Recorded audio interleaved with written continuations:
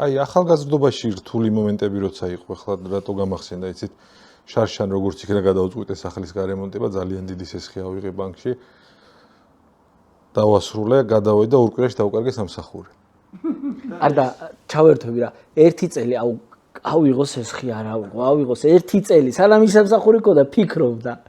აიღო და ორ კვირაში გადავედით მოგწონ სახლი, ლამაზი გამოვიდა, ფერადი ასე შემდეგ და ნუ ორ კვირაში ის სამსახური დავკარგე და აი როცა რაღაც რთული მომენტები ქონდათ ხო, მით უმეტეს შვილები როცა პატარები იყვნენ. აი მაშინ რა ძალა ქონდათ და როგორ უძლევდით და რა შვებოდით ხო?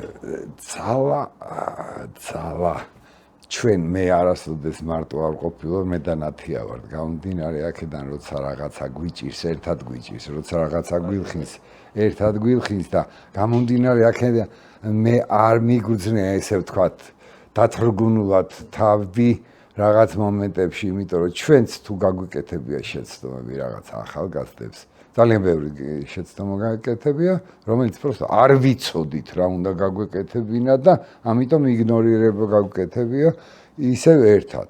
და მე ნათია, როდესაც მეუღლე არის შენ გვერდით და იცი რა შვება, არც კი უნდა რომ გაგაგებინოს, რომ თქვათ იგივე გაჭირვება რაღაცა დამოუკიდებლად ცდილობს რაღაცა, მაგრამ შენც ნეიტრალური არ უნდა იყო რა. უნდა ეცადო, იმიტომ რომ შენ მარტო არ ხარ, შენი ცოლია და ბავშვები არიან.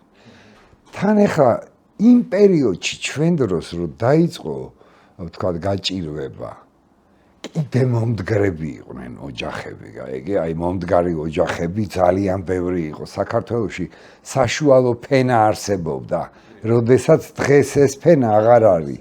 ის საშუალო ფენაზე იდგა ქვეყანა და საერთოდაც საშუალო ფენა აკქმნის ქვეყანას და არა, თქვათ, ვიღაცა მილიონერი, მილიარდელი და ბოგანო. ის ბოგანო არ უნდა იყოს, საშუალო ფენას რუნავს, რომ ბოგანო არ იყოს. და მე შემდგომ რაღაცე